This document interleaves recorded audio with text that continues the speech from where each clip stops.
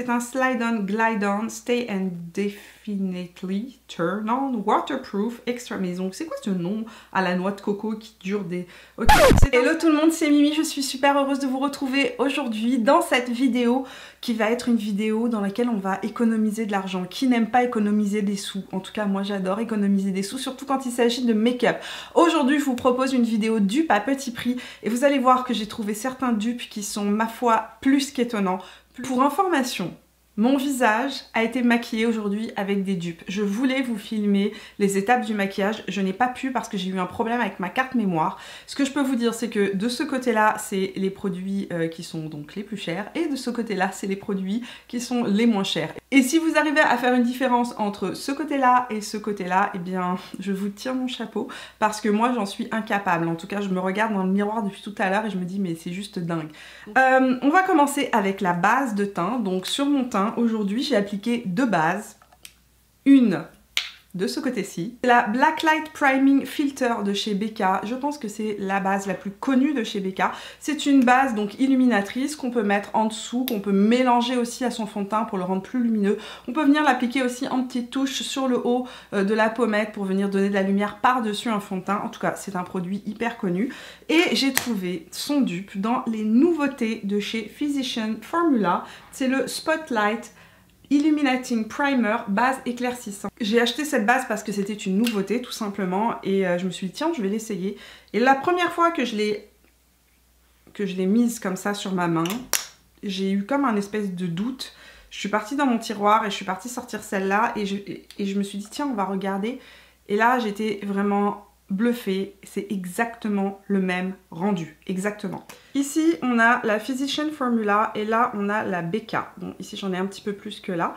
Au niveau des couleurs c'est la même chose, c'est le même fini sur la peau, le même rendu exactement. Je vais essayer de l'estomper. Je vous invite à essayer de trouver une différence entre ces deux produits, il n'y en a aucune, aucune. Vraiment c'est bluffant, le rendu est exactement le même. Dans ce combat de dupes, il est intéressant aussi de s'attarder au prix et aux quantités. Donc, au niveau de la quantité, on a exactement la même chose, 30 ml. 30 ml, ce produit-là m'a coûté 20,99 $. Celui-ci vaut 46 $. Voilà, donc 46 $, 20 $. Et franchement, j'ai essayé les deux et je vais vous dire un truc. Je trouve que la Physicians Formula est beaucoup plus hydratante que la Becca. Donc je vous conseillerais d'y aller avec la Physicians Formula si vous avez la peau très déshydratée, très sèche. Au niveau de la luminosité, je trouve que c'est vraiment sensiblement pareil. Je vois, là j'ai fait pénétrer les deux produits de chaque côté. Je ne vois pas de différence. Je ne vois aucune différence. Pour moi, là, on est vraiment dans un vrai dupe. On va parler de bronzer maintenant et effectivement de ce côté là j'ai un bronzer, j'espère que vous allez pouvoir le voir, et de ce côté là j'ai un autre bronzer. Et comme vous pouvez le voir, il n'y a aucune différence entre ce côté et ce côté. Donc là, de ce côté-ci, j'ai le bronzer Omega Tintastic 104 qui se présente comme ceci, qui est mon bronzer préféré, mais préféré. Je pense que j'ai pas encore un bronzer qui a pu battre celui-ci, mis à part le It Cosmetic qui est en train de monter là, donc je modère mes paroles, mais ce bronzer là est juste parfait. Je trouve qu'il est ni trop chaud ni trop froid, qu'il a une belle pigmentation tout en étant assez clair pour ne pas me donner un côté trop bronzé alors que c'est l'hiver. C'est le seul bronzer que je trouve qui fait naturel sur les peaux les plus claires. Voilà, c'est un bronzer que moi j'adore. Et son petit frère à beaucoup moins cher, c'est ce bronzer là qui a été aussi un de mes bronzers préférés pendant des années. C'est le Butter Bronzer en couleur bronzer parce qu'il y a plusieurs couleurs dans le Butter Bronzer. Au rendu sur le visage, je pense que ça se voit, il n'y a aucune différence. Au niveau de la couleur dans le packaging, il n'y a aucune différence. Au niveau de la consistance des produits, il y a une petite différence. Le Physicians Formula est un peu plus crémeux. Il est un petit peu plus mousseux, crémeux, alors que là, on est vraiment dans une poudre. Au niveau, évidemment, de l'odeur, il y a une différence. Celui-ci sent la fameuse odeur du Butter Bronzer. Si vous ne connaissez pas cette odeur, ça sent la noix de coco. Le Marc Jacob n'a aucune odeur. C'est un bronzer que j'ai utilisé pendant très longtemps avant que j'ai celui-là. Maintenant, au niveau du rendu sur le visage, il n'y a aucune différence. Vous allez me dire, mais Mimi, pourquoi tu continues d'utiliser celui-là plutôt que celui-là, puisque c'est la même chose. La différence, elle est dans le temps qu'il faut pour travailler le bronzer. Le Marc Jacobs se travaille très facilement, se fond dans la peau. Pour avoir la même intensité avec le Butter Bronzer, il a fallu que j'en mette beaucoup plus, que je travaille ça beaucoup plus longtemps. Il est plus crémeux, il a un aspect, oui, il est plus crémeux. Donc en fait, pour avoir vraiment le rendu idéal et qui soit exactement le même, il faut vraiment les travailler plus longtemps, en rajouter beaucoup plus. Donc ici on a le Marc Jacobs, ici on a le Butter Bronzer. Comme je vous ai dit, le Butter Bronzer est beaucoup moins pigmenté que le Marc Jacobs. Bon, au niveau du fini, au niveau du rendu, c'est la même chose. Ce sont des bronzers qui sont tous les deux, qui ont un rendu tous les deux satiné. Je vous dirais que la seule différence notoire qu'on retrouve entre ces deux bronzers là, c'est que le Marc Jacobs est vraiment plus pigmenté que le Butter Bronzer. Là où je veux attirer votre attention, c'est que parfois on peut s'imaginer que les produits de pharmacie, les produits qui sont vendus en grande surface sont moins chers que les produits qui sont vendus chez Sephora, plus haut de gamme, etc. Là, j'ai vraiment envie d'attirer votre attention sur un fait. On a 25 grammes pour 59 $. Ici, c'est une vingtaine de dollars, c'est 19,99 $, donc 20 $, pour 11 grammes. Donc, en gros, celui-ci coûte légèrement plus cher au gramme que celui-là, mais très peu. La différence est quand même minime, c'est pas une différence énorme. Entre les deux, mon corps irait plus vers le Marc Jacobs parce que je trouve que la différence de prix n'est pas si énorme que ça entre les deux produits et que j'ai une pigmentation qui est bien plus intense au niveau du Marc Jacobs. C'est plus difficile d'aller construire la pigmentation avec le Butter Bronzer. Sinon, au niveau de la tenue, etc., tout au long de la journée, la tenue des deux produits est identique. Là, on va parler d'illuminateur, mais mon illuminateur était mal fermé. Ici, j'ai mis quelques gouttes. C'est hyper subtil parce que c'est vraiment des illuminateurs intenses de ce produit-là. Les gouttes de CoverFX qui sont hyper connues. CoverFX, donc disponible en Angleterre ou sur les sites anglais. C'est aussi disponible au Canada chez Sephora. Et c'est une marque qui est très connue pour ses fameuses gouttes. Ce sont des gouttes accent sur mesure. Donc c'est des gouttes qu'on peut venir mettre dans son fond de teint pour le rendre plus lumineux. On peut les utiliser mélangés avec une crème pour venir en faire un illuminateur. Vous pouvez les mettre purs, mais c'est hyper intense. Moi, ce que j'ai fait là, c'est que je les ai mélangés avec un petit peu de crème de jour et je l'ai appliqué avec la Beauty Blender. Donc, ce petit produit-là, c'est un produit dont tous les youtubeurs américains ont parlé l'année dernière, l'année d'avant, etc. C'est un des produits préférés de Tati, si vous connaissez la chaîne de Tati. Et c'est un produit que j'adore. Il y a plusieurs couleurs. Il y a vraiment un étendu de couleurs assez large, un éventail de couleurs assez large dans ces gouttes illuminatrices. Celle dont je vais vous parler aujourd'hui, c'est les Moonlight, la couleur Moonlight. Il y a quelques mois de ça, j'ai reçu de la marque NYX ces gouttes-là, qui sont les Away We Glow. Donc ils appellent ça un booster liquide. Eux, ils conseillaient de le mettre donc avant le fond de teint ou mélangé au fond de teint. Et en fait, déjà quand j'ai vu le packaging, je me suis dit, oula, ça me fait penser étrangement à ça. Donc on a le même type de packaging. Et lorsque j'ai vu le produit, je me suis dit oula, va sortir ce qu'il y a dans ton tiroir. Et là, je me suis rendu compte que on était extrêmement proche de ce produit-là. Donc ici, on a la couleur, comme je vous ai dit, Moonlight. Et de ce côté-ci, le Glazed Donut beignet glacé. Ici, on a 12,6 ml. Et ici, on a 15 ml. Donc, on a à peu près la même quantité. Par contre, celui-ci coûte 52 $ et celui-ci coûte 20 $. Voilà, tout est dit. Mais ici, on a le CoverFX, ici, on a les NYX. Au niveau de la texture, c'est pareil. Le CoverFX est plus liquide que les NYX. Et au niveau de la couleur, eh bien, c'est exactement pareil. Les NYX sont un peu moins intenses que les CoverFX. Donc, ce qu'on peut voir au niveau du rendu sur ma main, c'est que c'est vraiment hyper similaire. Je vous dirais que les NYX sont légèrement plus rosés et que les CoverFX sont un petit peu plus champagne, mais c'est tellement minime que ça ne se voit absolument pas sur le visage. On va en mettre pur sur le visage en live. Si j'arrive à humidifier ma Beauty Blender. Je vais prendre un petit peu des gouttes NYX que je vais remettre ici. En plus tout à l'heure je les ai mélangées. Oh voilà, pur. On voit comment c'est intense. Regardez ça. Et ici, je vais prendre une autre Beauty Blender, n'est-ce pas? On va pas mélanger les deux produits. Et je vais venir appliquer ça juste là. Je pense que j'en ai un petit peu moins pris de ce côté-là. Voilà, je sais pas si vous arrivez à voir une différence, mais moi je n'en vois pas. J'ai trouvé des dupes à des crayons qui sont, ma foi, des crayons iconiques de certaines marques. On va commencer avec le fameux crayon de chez Charlotte Tilbury, le Iconic Nude. Je pense que c'est le crayon à lèvres le plus connu, c'est un des plus gros vendeurs de la marque. C'est un crayon à lèvres nude assez froid. Donc j'essaie de vous faire des swatchs qui ressemblent à quelque chose, sachant que c'est des crayons, je voulais quand même que vous les voyez, donc j'en ai mis un peu partout. Ici je vous ai swatché comme une cochonne le Iconic Nude, donc de chez Charlotte Tilbury, qui est celui-ci, là, voilà. Juste à côté, je vous ai swatché, donc juste ici, son dupe, qui est un crayon de chez NYX et qui est le Sandstorm. Je n'arrive pas à voir la quantité du crayon Charlotte Tilbury. Ici, on a 1 gramme. 27 $ pour Charlotte Tilbury, 6 $ pour le NYX. Et est-ce qu'il y a une différence maintenant au niveau de l'application? Je vais être totalement honnête avec vous, le Charlotte Tilbury est beaucoup plus crémeux. Il s'estompe mieux. On peut vraiment l'utiliser vraiment sur toute la lèvre. Celui-ci est beaucoup plus sec, donc c'est plus difficile d'aller l'utiliser sur toute la lèvre. Mais ils tiennent tous les deux très bien. Maintenant, je trouve que celui-ci est plus confortable, il est plus homogène aussi. Mais le Sandstorm se comporte très bien aussi. Je l'ai utilisé plein de fois dans plusieurs maquillages que j'ai eu. Deuxième dupe de crayon. Donc, un de mes crayons préférés chez MAC s'appelle Etc. C'est un nude marron assez chaud que j'adore porter en automne avec tous les rouges à lèvres qui sont un petit peu marron, un petit peu chocolat, etc.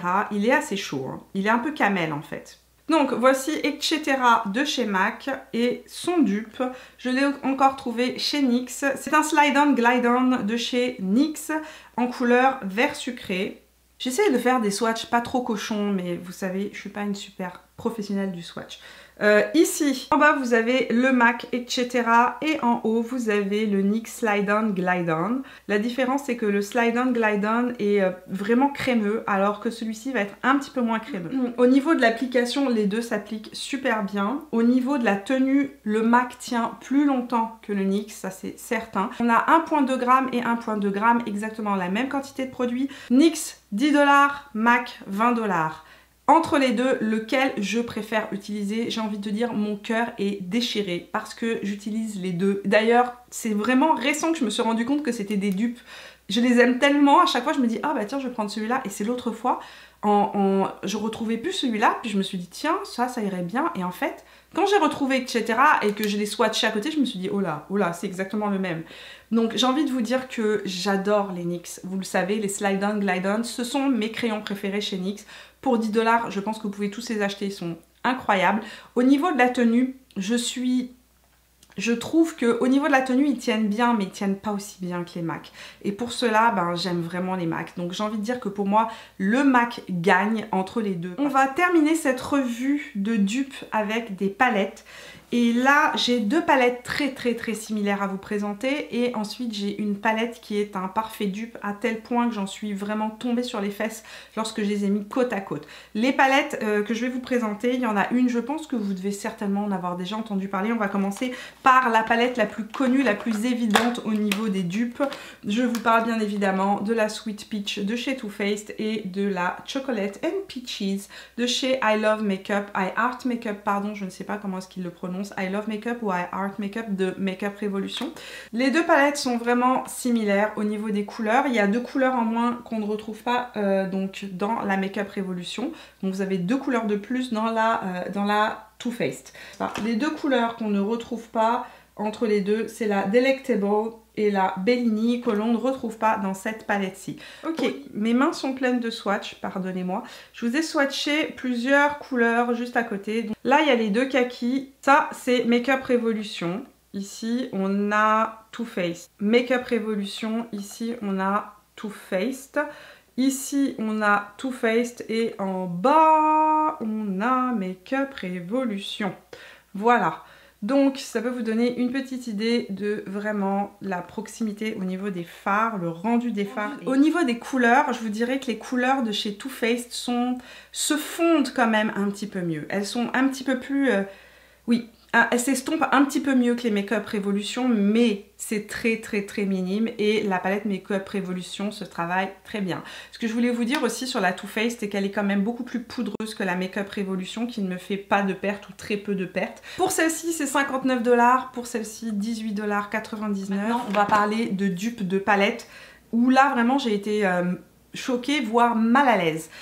J'étais récemment à ma pharmacie et je me suis baladée comme à chaque fois dans les rayons make-up et j'ai découvert 2 palettes qui étaient des nouveautés. Elles étaient vraiment dans la rangée centrale et elles étaient annoncées comme des nouveautés, il y avait écrit New, etc.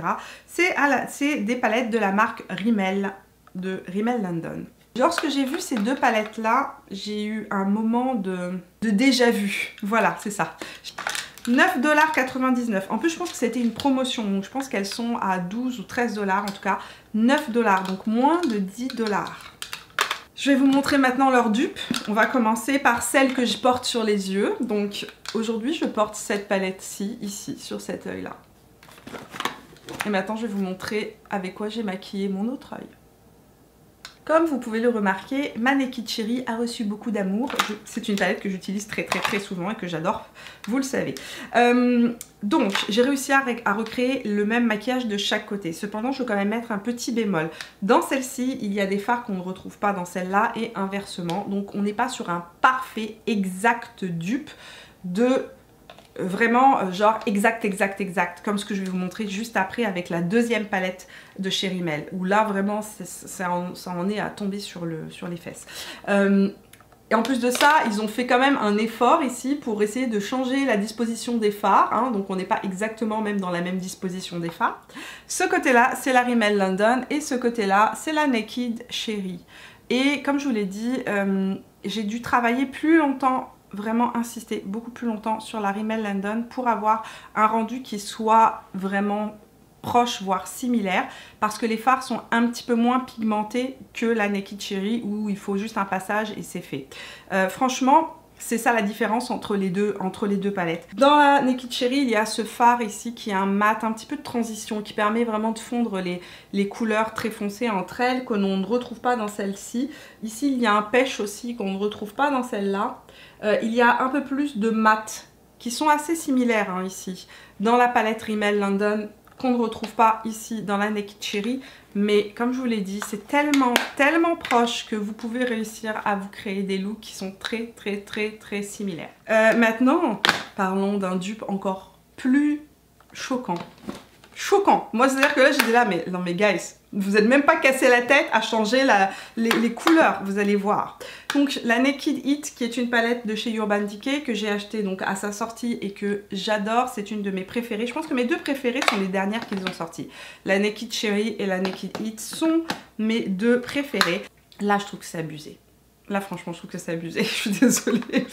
C'est-à-dire que là je me sentais mal pour Urban Decay. Là j'étais mal pour nos amis de chez Urban Decay parce que, comment dire, ils n'ont même pas cherché chez Rimmel à... Je ne sais pas, ils n'ont même pas cherché à changer la storytelling, donc l'histoire des couleurs. Ils ont repris exactement les mêmes couleurs. Exactement les mêmes couleurs. Et le pire de tout ça, c'est que les fards sont bons. Les fards ne sont pas du tout mauvais. La pigmentation est là. Comme vous avez pu voir, j'ai réussi à faire quelque chose. Oui, il faut que je travaille plus longtemps, mais la pigmentation est bonne. Pour 9,99 $. Donc voilà, on a exactement la même palette. Au niveau de la pigmentation, je vous dirais que les fards là, en tout cas au swatch de la Rimmel, sont un petit peu plus patchy que les Urban Decay. J'ai utilisé cette fois-ci hier celle-là pour voir, j'ai quand même vérifié sur mes yeux. Donc j'ai fait juste un maquillage avec rapidement et les fards se travaillent bien, ils restent bien en place, ils ne bougent pas. Ils sont un petit peu poudreux, pas trop, et un peu plus long à travailler que la Urban Decay dans le sens au niveau de la pigmentation, il faut y aller un petit peu plus intense, mais on a un vrai dupe. Parfait. 66 $, 10 $. Voilà. Je pense que Rimmel London sont très forts en dupe. En fait, on ne s'en doute pas, mais là encore, j'ai un dupe avec Rimmel. Donc, ici, nous avons une édition limitée de chez MAC. C'est un de mes nudes préférés. Je le mets tout le temps. Et vous me dites tout le temps, Mimi, il n'existe plus. Pourquoi tu le mets? Eh bien, voilà, je vous ai trouvé le dupe exact. exact. C'est le 42 de chez Rimmel London, donc c'est la collection qui a été faite avec Kate. Et ici, on a le lipstick Makizel de chez MAC. Au niveau de la tenue, c'est la même chose. Au niveau du confort, c'est la même chose. Au niveau du swatch, vous allez remarquer que le Rimmel est légèrement plus saumon, légèrement plus soutenu que le MAC, mais une fois qu'on les applique sur les lèvres, regardez, j'ai vraiment fait moitié-moitié. Ici, on a l'édition limitée de chez MAC, c'était Noël il y a 2 ans ou 3 ans. Et là, ici, on a le Rimmel London. C'en est stupéfiant. En bas, vous avez Rimmel London, en haut, vous avez en haut MAC Rimmel London. Donc, la différence de prix est assez importante. Ici, celui-ci vaut 6,99 $, en fait 8,99 $, et il est actuellement en rabais à 6,99 $. Celui-ci fait 24 $, et en fait, il n'existe plus, donc vous ne pouvez même plus mettre la main dessus. Donc voilà, ça c'est un dupe, je pense, intéressant si la couleur vous plaît et que vous avez envie de vous la procurer. Vous pouvez le trouver donc chez Rimmel. Merci d'être resté avec moi jusqu'au bout de cette vidéo, j'espère qu'elle vous a plu, j'espère que vous avez découvert des petits dupes que vous ne connaissiez pas. Bien évidemment, laissez-moi un petit pouce bleu si vous avez aimé la vidéo et n'oubliez pas de me dire dans les commentaires quels sont les dupes que vous avez découverts récemment. Si vous avez fait des découvertes de produits qui sont vraiment similaires, dites-les moi dans les commentaires, ça va aider le reste de la communauté et moi aussi à découvrir de nouveaux dupes. Je vous laisse aller vaquer à vos occupations, nous on se retrouve tout au long de la semaine sur Instagram et sur Facebook, et si vous n'êtes pas encore abonné à la chaîne, c'est le moment de le faire en cliquant juste ici sur mon visage. Moi je vous fais plein de bisous, on se voit dans la prochaine vidéo et jusque là portez-vous bien, ciao.